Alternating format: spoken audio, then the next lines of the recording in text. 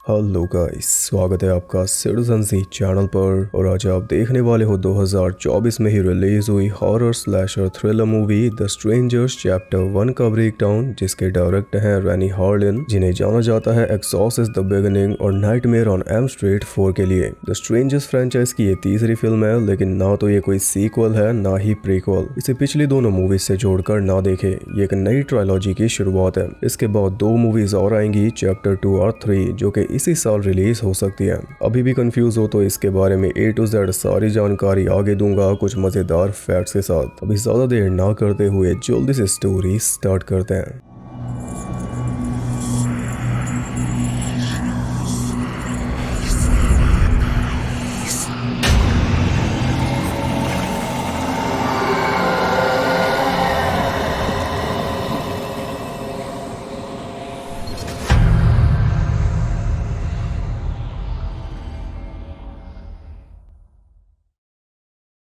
Movie के start में हम एक आदमी को देखते हैं जो काफी घबराया हुआ जंगल में भागा जा रहा था। अचानक लड़खड़ाकर वो गिर गया और उसके बाद दोबारा उठ ही नहीं पाया। तभी मास्क पहने 3 स्ट्रेंजर्स आए, हाथों में हथियार लेकर, और उसे मारकर चलते बने। अगर आप नहीं जानते तो बता दूं कि इस फ्रेंचाइज में 3 किलर्स हैं, scarecrow AK man in the mask, डॉलफेस और पिनअप गर्ल। इसके बाद हमें बताया जाता है कि अमेरिका में हर साल 1.4 मिलियन वायलेंट क्राइम्स होते हैं, यानी हर 26.3 सेकंड्स में एक क्राइम। जब से आप ये मूवी देख रहे हो तब से अब तक 7 क्राइम्स हो चुके हैं। ये बढ़िया था। अब ये स्टोरी है सबसे ब्रूटल क्राइम्स में से एक की। माया और उसका बॉयफ्रेंड रायन रोड ट्रिप पर निकले हुए थे अपनी 5वीं एनिवर्सरी मनाने के लिए। काफी देर से सफर कर रहे थे, इसलिए भूख लग रही थी। मैप पर एक डाइनर देखकर हाईवे से उतरकर वो लोकल रोड पर आ गए। प्यार काफी उमड़ रहा था, जिसके चलते सामने से आ रहे ट्रक से टकरा जाते वो तो किस्मत से बच गए। यहाँ पर हमें पता चलता है कि रायन को अस्थमा की प्रॉब्लम है। इनहेलर वो हमेशा साथ में रखता है। खैर उसी रोड पर ड्राइव करते रहे तो जल्दी फोन के सिग्नल भी चले गए। ऐसे ड्राइव करते करते फाइनली वीनस नाम के एक छोटे से टाउन में पहुंचे और यहाँ पर गैस स्टेशन को ठेस पहुंचाते हुए वो सीधा डाइनर पर जाकर रुके। शायद इसीलिए गैस स्टेशन के मैकेनिक्स उन्हें घूर रहे थे। डाइनर के अंदर गए तो अंदर शेरिफ भी मौजूद था, और इस एक्टर को आप जानते ही हो, रिचर्ड ब्रेक, 31 वाला डूमहेड। शैली नाम की वेट्रेस उनका ऑर्डर लेने आती है और वो ये सुनकर हंसने लगी कि माया वेजिटेरियन है। डाइनर के अंदर बैठे लोगों को पता चल गया कि आज इनकी एनिवर्सरी है। ये सुनकर एक कपल काफी खुश हुआ, क्योंकि उनकी भी 2nd एनिवर्सरी थी,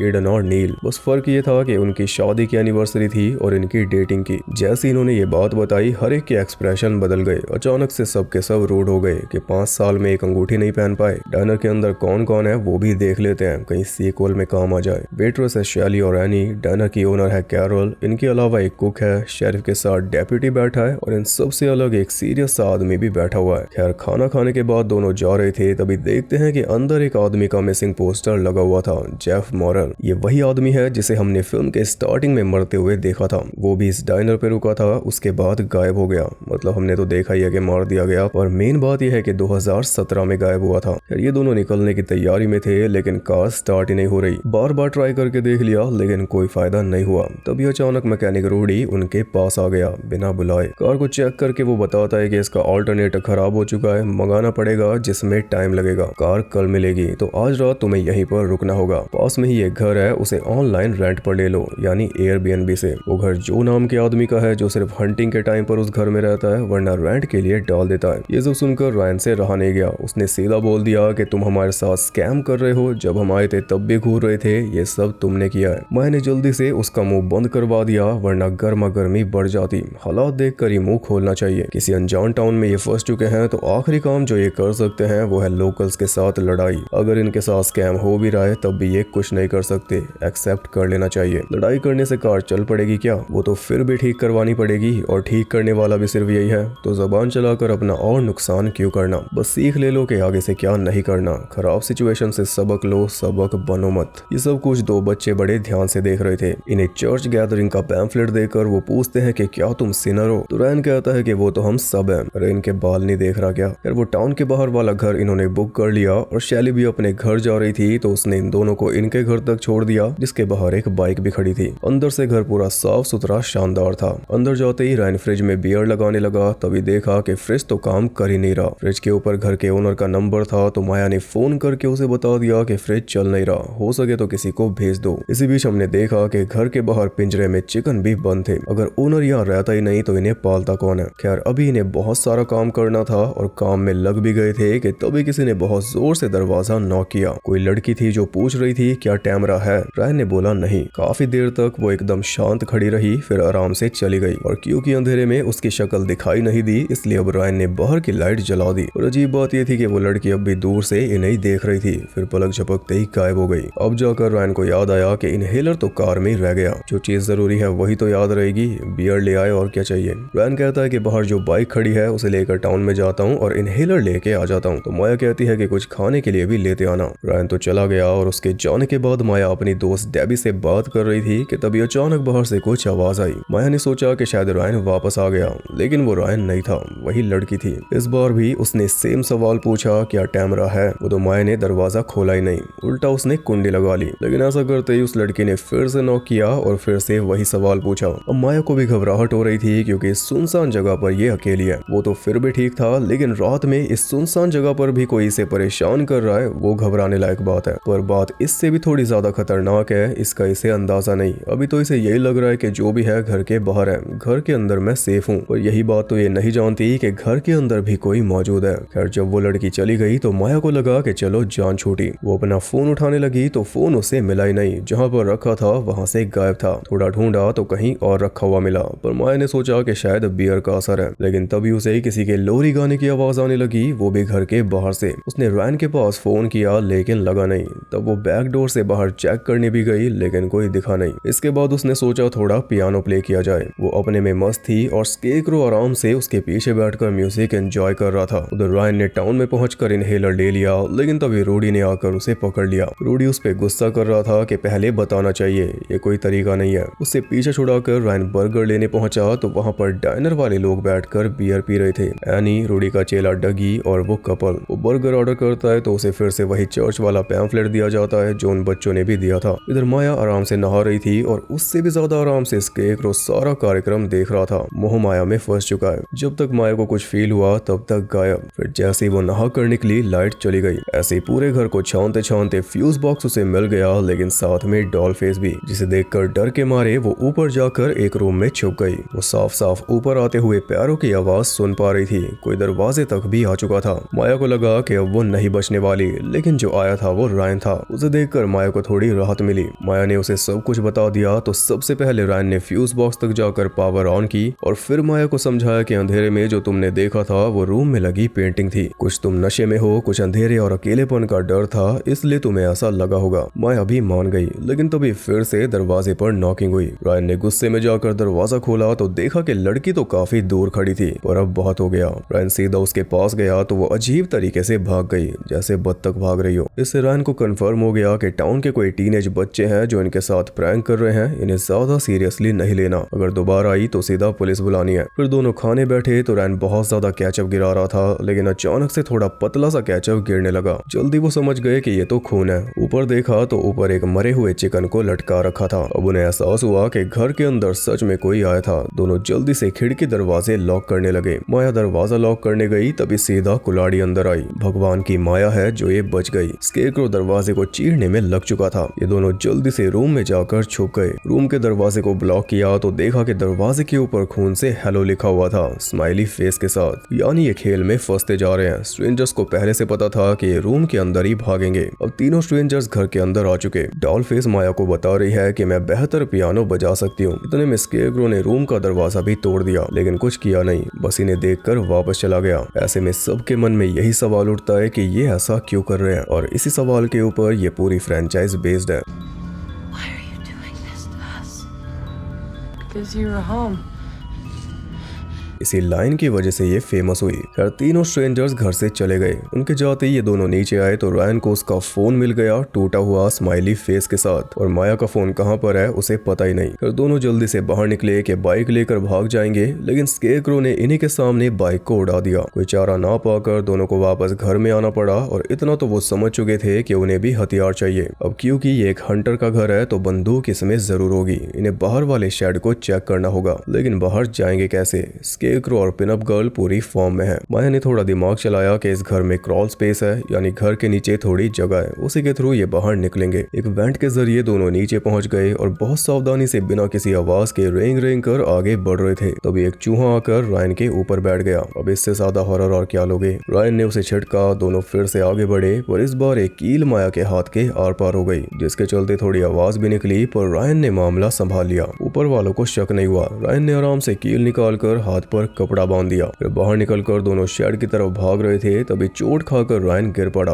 उसके पैर में भी लग गई और इनहेलर भी गिर गया। शेड में जाकर वो हथियार ढूंढने लगे, पर उन्हें यह नहीं पता कि पिनअप गर्ल पहले से अंदर मौजूद है। उन्हें एक काम चलाऊ टूल मिल गया, लेकिन रायन को गन चाहिए थी। वो ऊपर चेक करने गया, तभी पिनअप गर्ल माया के सामने आ गई। डर के मारे माया पीछे हटी तो विंडो तोड़कर स्केरक्रो ने उसे दबोच लिया। और अच्छी बात यह थी कि रायन को शॉटगन मिल गई। उसने सीधा गोली चला दी तो दोनों के दोनों भाग गए। हालांकि शॉटगन ऐसे काम नहीं करती। अब तक माया का हुलिया बिगड़ जाना चाहिए था, पर ठीक है। अब दोनों बड़ी सावधानी से आगे बढ़ रहे थे, तभी कोई सामने आ गया तो रायन ने सीधा उसे भून डाला, लेकिन वो किलर नहीं था। वो घर का ओनर था जो फ्रिज ठीक करने आया था, और बेचारा ऐसे ही मारा गया। अब कम से कम उसकी कार सामने खड़ी है, लेकिन पहले बैठकर थोड़ा रो लेते हैं। अच्छी तरह एक दूसरे को दिलासा देने के बाद दोनों कार में जाकर बैठे तो कार में ओनर का फोन भी मिल गया। माया ने फोन उठाया ही था कि तभी स्ट्रेंजर्स ने हमला बोल दिया। रायन ने जल्दी से कार मोड़ी, तभी स्केरक्रो ट्रक लेकर आ गया। ट्रक को लगातार कार में ठोककर उसने कार को पेड़ के साथ चिपका डाला। माया तो टूटी हुई विंडो से बाहर निकल गई, लेकिन रायन नहीं निकल सकता,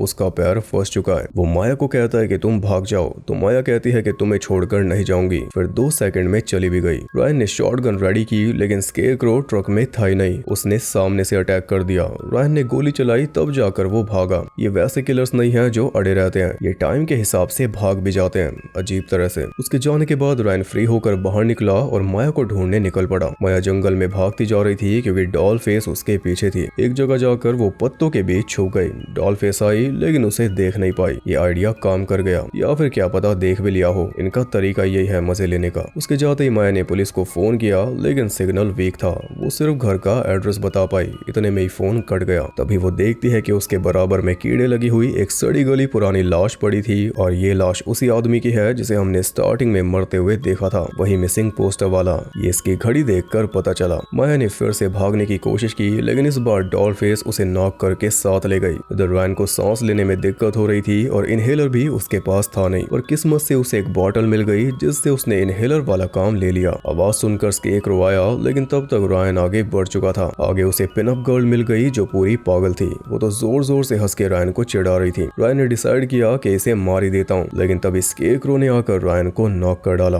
होश आने पर दोनों ने खुद को घर के अंदर चेयर पे बंधा पाया। अपने आखिरी पलों में रायन माया को शादी के लिए प्रपोज करता है और वो हाँ भी कर देती है। तभी पिनअप गर्ल रायन को स्टैब कर देती है और स्केरक्रो लात मारकर उसे नीचे गिरा देता है, जिसके चलते अपने खून से चोक होकर वो मारा जाता है। माया पूछती है कि तुम हमारे साथ ऐसा क्यों कर रहे हो। यही ओरिजिनल मूवी की फेमस लाइन है। उसमें स्ट्रेंजर्स ने जवाब दिया था क्योंकि तुम घर पे थे, और इसमें जवाब दिया है क्योंकि तुम यहाँ पर हो। अब यहाँ पर से इसका मतलब टाउन से है, वो तो अगले पार्ट्स में ही पता चलेगा। इसके बाद स्केरक्रो ने माया को भी स्टैब करके नीचे फेंक दिया, और तभी पुलिस आ गई। सायरन्स की आवाज सुनकर तीनों ट्रक में बैठकर निकल गए, लेकिन एक चीज ऐसी हो गई जो उन्होंने सोची नहीं होगी। माया जिंदा बच गई। हॉस्पिटल में उसकी आंख खुली, तो इससे एक आइडिया लग जाता है कि अगले पार्ट्स में क्या होगा। फाइनल गर्ल वाला ट्रीटमेंट मिलने वाला है। यहीं पर ये मूवी एंड हो गई, लेकिन आगे एक मिड क्रेडिट सीन है जिसमें हम देख पाते हैं कि माया उठी और स्केरक्रो उसके साथ लेटा हुआ है, यानी ये इसे साथ के साथ मार देगा। ये कोई फाइनल गर्ल नहीं बनने वाली। अगले पार्ट्स में कुछ और होगा।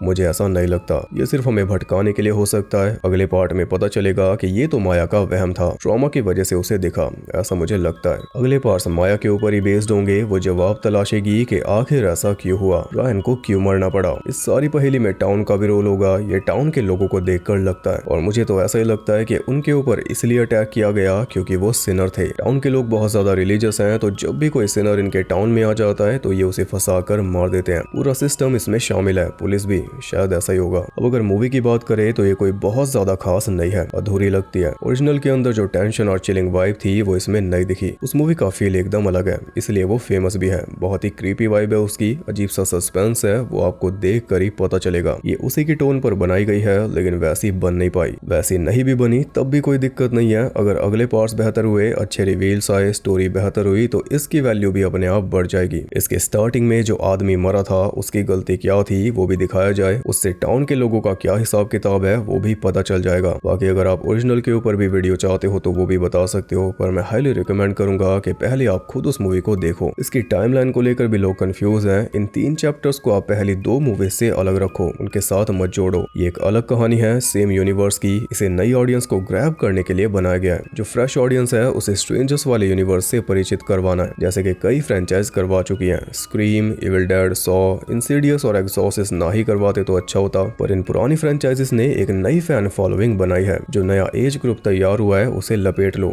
बस वही कोशिश है इनकी भी। बाकी जैसे अगला पार्ट आएगा इसी साल वैसे ही सब कुछ क्लियर हो जाएगा। तो अब बात करते हैं इंटरेस्टिंग फैक्ट्स के बारे में। $8.5 मिलियन के बजट में इसने कमाए $35.8 मिलियन। फ्रेंचाइज का जो नाम है उसके चलते कमा लिए, वरना रिव्यू सारे खराब मिले। इसलिए अब देखना ये होगा कि अगले 2 पार्ट्स कैसे रिलीज होंगे, थिएटर में या ऑनलाइन, इसी साल थोड़े थोड़े गैप में, या फिर एक इस साल एक अगले साल। सेकंड चैप्टर तो इसी साल आएगा ऐसा बताया गया है, पर फर्स्ट मूवी की परफॉर्मेंस सब कुछ चेंज करवा सकती है, ये एक सॉसिस बिलीवर ने बता दिया। हालांकि इस ट्रिलॉजी की खास बात यह है कि तीनों मूवीज को रैनी हार्लिन ने ही शूट किया है, वो भी एक साथ। जी हाँ, अगली दोनों मूवीज भी बनकर तैयार पड़ी हैं। तीनों मूवीज 2022 में ही शूट कर ली गई थी 52 दिनों के अंदर। और सबसे ज्यादा मजेदार बात यह है कि शूटिंग स्टोरी के हिसाब से नहीं की गई। जैसे मंडे की सुबह में सेकंड चैप्टर का कोई सीन शूट हुआ तो दोपहर में चैप्टर 1 का कोई सीन शूट हुआ, फिर अगली सुबह चैप्टर 3 का कोई सीन शूट कर लिया। ऐसे ये तीनों पार्ट शूट हुए। और सुनकर ही आप समझ गए होंगे कि ऐसे शूटिंग करना बहुत ज्यादा मुश्किल होता है, क्योंकि सुबह तो एक्टर्स को किसी और फील्ड में रहना था, दोपहर में किसी और फील्ड में होना पड़ता है, और रात को एकदम अलग फील्ड में। सीन के हिसाब से सब कुछ चेंज करना पड़ता है। लोकेशन, मेकअप, एक्सप्रेशन, हर किसी के लिए चैलेंजिंग काम हो जाता है। फिर भी ये काम पूरा कर लिया गया। लेकिन शायद यही वजह है कि ये मूवी वो क्रीपीनेस पैदा नहीं कर पाती।